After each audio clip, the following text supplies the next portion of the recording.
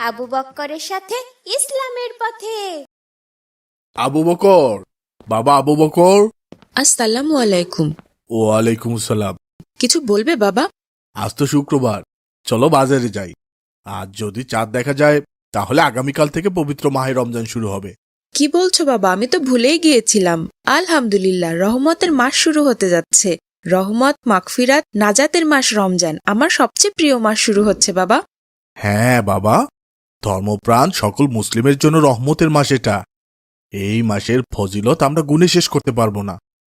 আল্লাহ তার বান্দাদের অনেক ভালোবাসেন বলেই আমাদের জন্য রমজান মাস দান করেছেন। চলো বাবা, আমি রমজানের বাজারে যাব। আজ কিন্তু সব আমার পছন্দের বাজার করবে। ইনশাআল্লাহ, তাড়াতাড়ি চলো তাহলে, এসে আবার জুমার নামাজ আদায় করতে হবে। বাবা দেখো, মাছটা কি বড়, এক্কেবারে টাটকা, মস্ত বড় একটা মাছ। ওরা তো বলল নদীর মাছ। আল্লাহ আমাদের খাবার হিসেবে কত নিয়ামত দান করেছেন। সুবহানাল্লাহ, আমরা আল্লাহর নিয়ামতের শুকরিয়া করে শেষ করতে পারবো না বাবা। আসসালামু আলাইকুম ভাই, কেমন আছো? ওয়ালাইকুম আসসালাম। আলহামদুলিল্লাহ। ভাই, আমি আর বাবা রোজার বাজার করতে গিয়েছিলাম। দেখো, মস্ত বড় একটা মাছ কিনেছি, একেবারে নদীর মাছ। কত বড় মাছ, নিশ্চয়ই খেতে অনেক মজা হবে। আর কি কি কিনেছে রোজার জন্য? বাবা আরো অনেক কিছু কিনেছে, মাংস, ছোট মাছ, মুরগি, সবকিছুই কিনেছে। তোমরা রোজার বাজার করবে না ভাই? হ্যাঁ, করতে হবে ভাই। আচ্ছা ঠিক আছে, বিকালে মাঠে এসো, রোজার গল্প করব সবাই মিলে। আচ্ছা ঠিক আছে, আসি তাহলে। আসসালামু আলাইকুম। ওয়ালাইকুম আসসালাম। আপু, আজ যদি চাঁদ দেখা যায় তাহলে তো আগামীকাল থেকে রোজা। আমাদের রোজার বাজার করবে না আপু? আর রোজার বাজার, ঘরে কি টাকা আছে রে ভাই? বাবা মা এই অবস্থায় হাসপাতালে ভর্তি, প্রায় 1 সপ্তাহ হয়ে গেল বাবা আইসিইউতে আছে। তুই তো জানিস কত লক্ষ টাকা শেষ, বাজার করার টাকা নেই রে ভাই। ঠিক আছে আপু, ঘরে যা আছে তা দিয়ে না হয় রোজা রাখবো। তবু আল্লাহ বাবা মাকে সুস্থ করে দিন। জানি না ঈদের আগে বাবা মাকে সুস্থ করে বাসায় নিয়ে আসতে পারবো কিনা। দোয়া কর ভাই, আমাদের এই 2 ভাই বোনের দোয়া আল্লাহ নিশ্চয়ই ফিরিয়ে দিবেন না। হ্যাঁ আপু, ইনশাআল্লাহ। আমি জুমার নামাজ আদায় করে আসি। আসসালামু আলাইকুম। আসসালামু আলাইকুম ভাই। ওয়ালাইকুম আসসালাম। কেমন আছো ভাই? আলহামদুলিল্লাহ, তুমি কেমন আছো? আলহামদুলিল্লাহ। ভাই, রমজান উপলক্ষে তোমার জন্য একটা হাদিয়া নিয়ে এসেছি। কি হাদিয়া এনেছো ভাই? তোমার জন্য একটা কুরআন শরীফ এনেছি। তুমি বলেছিলে তোমার কুরআন নাই, তাই ভাবলাম এই রমজানের একটা উপহার দেই তোমাকে। তুমি তো জানো কুরআন নাজিল হয়েছিল রমজান মাসের কদরের রাতে, এই জন্য রমজান মাস এক ফজিলতপূর্ণ মাস। তোমার হাদিয়া আমার অনেক পছন্দ হয়েছে ভাই। আমি চেষ্টা করব এই মাসেই কুরআন খতম করার। আল্লাহ তাআলা রমজানে যে কোনো ইবাদত অনেক অনেক বেশি সওয়াব দান করেন। অন্য মাসে কোরআন তেলাওয়াত করলে যে সওয়াব, রমজানে করলে তার থেকে 70 গুণ বেশি সওয়াব পাই। জাযাকাল্লাহ, আল্লাহ তোমাকে উত্তম প্রতিদান দিন। আসসালামু আলাইকুম আসিফ, এইদিকে এসো। ওয়ালাইকুম আসসালাম। ভাই, আমি একটু হাসপাতালে যাচ্ছি, এসে পরে কথা হবে ইনশাল্লাহ। ভাই হাবিবুল বাশার, আসিফ হাসপাতালে যাচ্ছে কেন এই অবেলায়? কে অসুস্থ? তুমি জানো না কিছু? না তো, কি হয়েছে? আসিফের বাবা মা ডেঙ্গুতে আক্রান্ত হয়েছে, প্রায় 1 সপ্তাহ হাসপাতালে ভর্তি। ওর বাবা তো আইসিইউতে আছে, অনেক টাকা পয়সা খরচ হচ্ছে। ওর মা কিছুটা সুস্থ হয়েছে, কিন্তু বাবার অবস্থা ভালো না। আমি তো এগুলো কিছুই জানি না ভাই, কি বলছো এসব? হ্যাঁ ভাই, ওর বাসায় শুধু ওর বোন আর আসিফ একা। অনেক খরচ হচ্ছে বাবা মায়ের জন্য। গ্রামের একটু জমি ছিল, সেটা বিক্রি করে নিয়ে এসেছে। সকালে ওর সাথে দেখা হয়েছিল, আমি তো কিছুই বুঝতে পারিনি। আমি ওর সাথে রোজার বাজার নিয়ে গল্প করলাম, বেচারা মন খারাপ করে চলে গেল। ওর বাবা মায়ের এই অবস্থা, আর আমি ওকে বাজারের গল্প শোনালাম। নিশ্চয়ই অনেক কষ্ট পেয়েছে, আমি বুঝতে পারিনি। ভাই, মাগরিবের আজান হচ্ছে, চলো নামাজ আদায় করে বাসায় যাই। আপু, চাঁদ তো দেখা গেছে, সেহরির জন্য কি রান্না করবে? কি আর রান্না করব ভাই, ঘরে তেমন কিছুই নেই। কয়েকটা আলু আর 2টা বেগুন আছে, ভাবছি ওগুলো ভাত রান্নার সাথে দিয়ে দিব। ভর্তা দিয়ে সেহরি করতে হবে ভাই।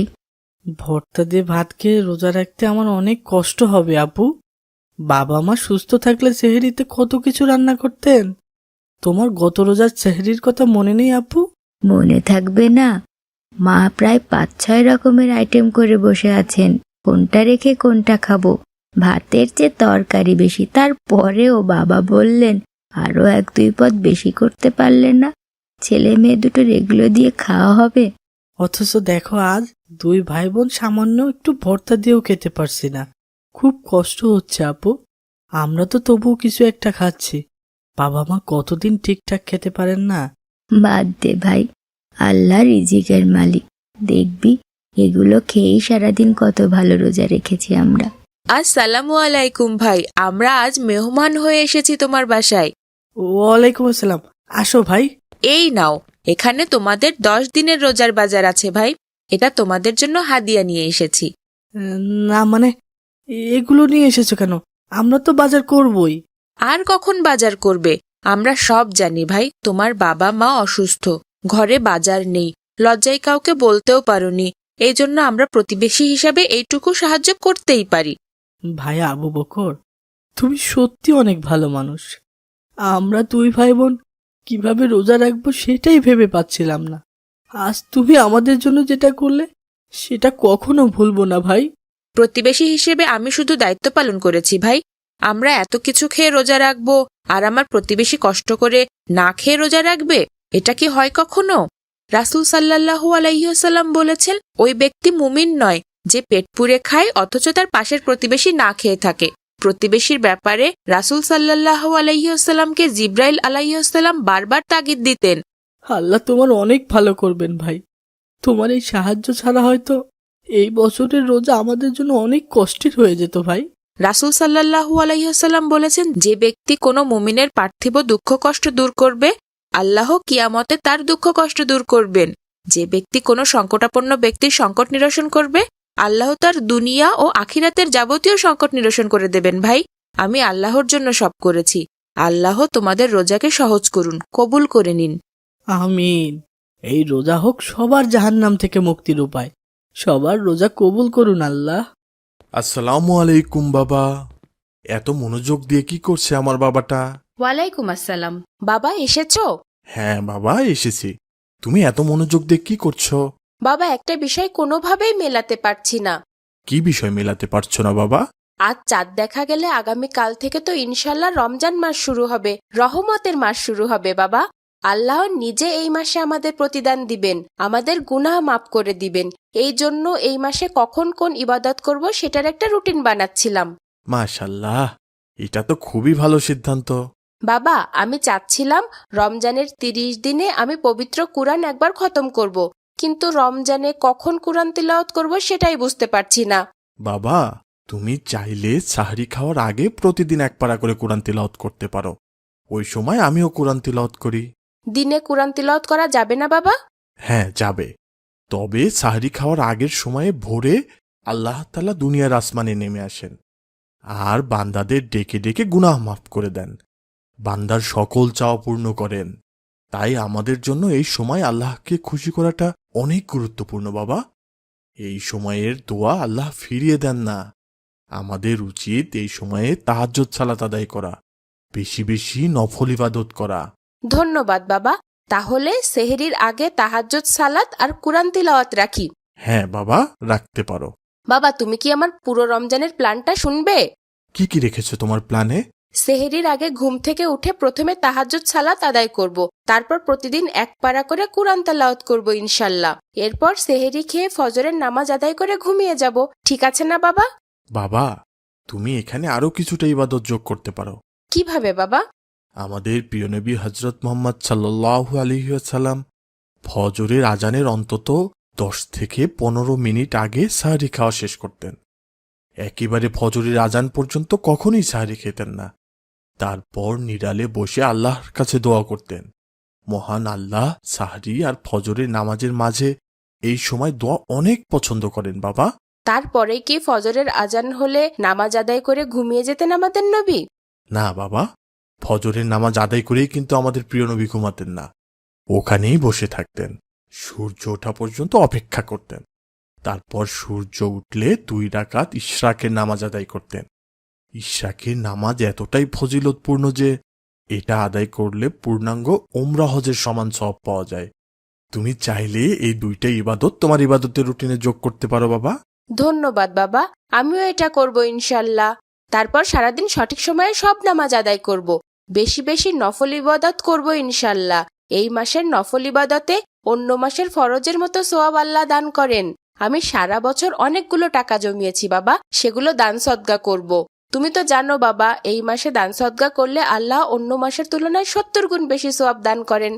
ঠিক আছে বাবা, তোমার রুটিন আমার অনেক পছন্দ হয়েছে। তাহলে এবার আমি আসি। আমাকে সাহায্য করার জন্য ধন্যবাদ বাবা। আসসালামু আলাইকুম। ওয়ালাইকুম আসসালাম। আসসালামু আলাইকুম ভাই। ওয়ালাইকুম আসসালাম, রমাদান মোবারক। রমাদান মুবারক। ভাই, রমজানের চাঁদ কি দেখা গেছে? হ্যাঁ ভাই, আমি মাত্র আমাদের টিভিতে সংবাদ দেখে এলাম। আগামীকাল থেকেই রোজা, ইনশাল্লাহ। চাঁদ দেখা গেছে ভাই। আলহামদুলিল্লাহ, রহমতের মাস শুরু হয়ে গেল ভাই। তাহলে চলো এইবার চাঁদ দেখে আসি।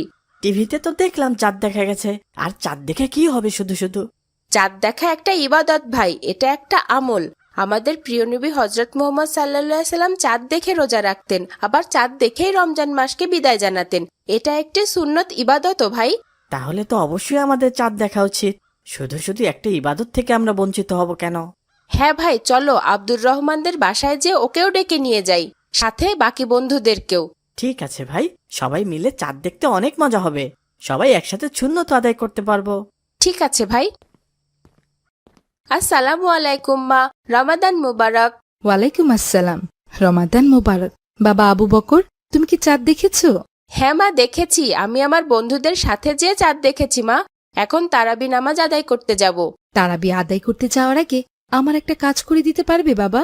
জি মা, অবশ্যই। কি কাজ? আমাদের প্রতিবেশী রহিমা খালাকে তো চেনো, তাই না বাবা? হ্যাঁ মা, ওই যে আগে আমাদের বাসায় কাজ করতেন উনি। হ্যাঁ বাবা, অনেকদিন থেকে উনি অনেক অসুস্থ, কোনো কাজ করতে পারেন না। ওনার সাহারির জন্য কিছু খাবার দিয়ে দেব। তুমি কি ওনাকে দিয়ে আসতে পারবে খাবারগুলো? ঠিক আছে, অবশ্যই। উনি তো আমাদের প্রতিবেশী। এই রমজানে তো আমাদের সব প্রতিবেশীদের খবর নেওয়া উচিত। শুধু রমজান না বাবা, সারা বছর আমাদের প্রতিবেশী দায়িত্ব পালন করা উচিত। ইসলামে প্রতিবেশীর প্রতি হকের কথা অনেক গুরুত্ব দিয়ে বলা হয়েছে বাবা। ঠিক আছে মা, তাহলে আমাকে খাবারগুলো দাও।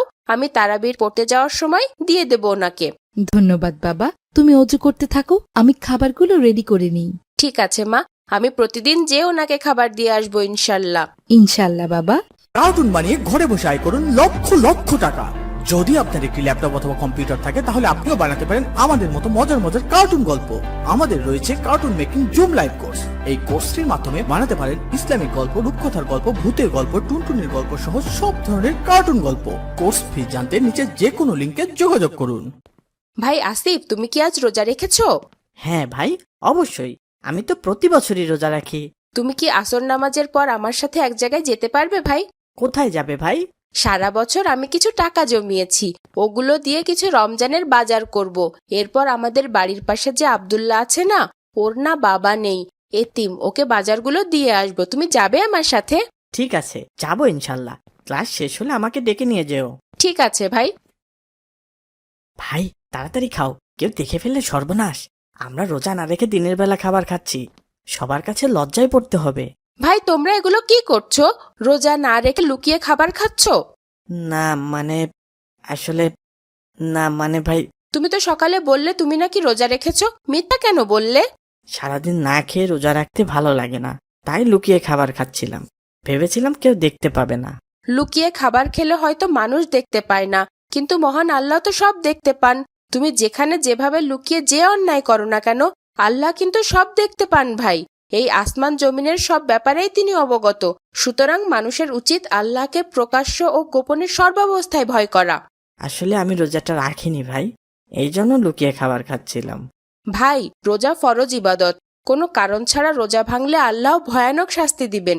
রাসূল সাল্লাল্লাহু আলাইহি ওয়াসাল্লাম বলেছেন, একদিন আমি স্বপ্নে দেখলাম জাহান্নামে একটি সম্প্রদায় উল্টোভাবে ঝুলছে, তাদের গাল ফাড়া, তা থেকে রক্ত ঝরছে, তারা ভয়ানক যন্ত্রণায় কাতরাচ্ছে। আমি জিজ্ঞেস করলাম, এরা কারা? তখন ফেরেশতারা বললেন, এরা সেসব ব্যক্তি যারা বিনা কারণে রমজান মাসের রোজা নষ্ট করেছে। তাহলে ভেবে দেখো তো ভাই, রোজা ভাঙার শাস্তি কতটা ভয়ানক। তাছাড়া হাদিস শরীফে এসেছে, যে ব্যক্তি কোনো অসুস্থতা ছাড়া রমজানের একটি রোজাও পরিত্যাগ করবে, সে যদি ওই রোজার পরিবর্তে আজীবন রোজা রেখেও যায়, তবুও ওই এক রোজার ক্ষতিপূরণ হবে না ভাই। ভাই, আমি বুঝতে পারিনি। এরপর আর ভুলেও কোনো রোজা ভাঙবো না ভাই। আস্তাগফিরুল্লাহ। হে আল্লাহ, আমাকে ক্ষমা করুন। অভিযোগ কারণাই তাই তো তাকে মজার মজার সব ইসলামিক কার্টুন পেতে আমাদের চ্যানেলটি এখনই সাবস্ক্রাইব করুন আর পাশে থাকা বেল আইকনটি প্রেস করুন।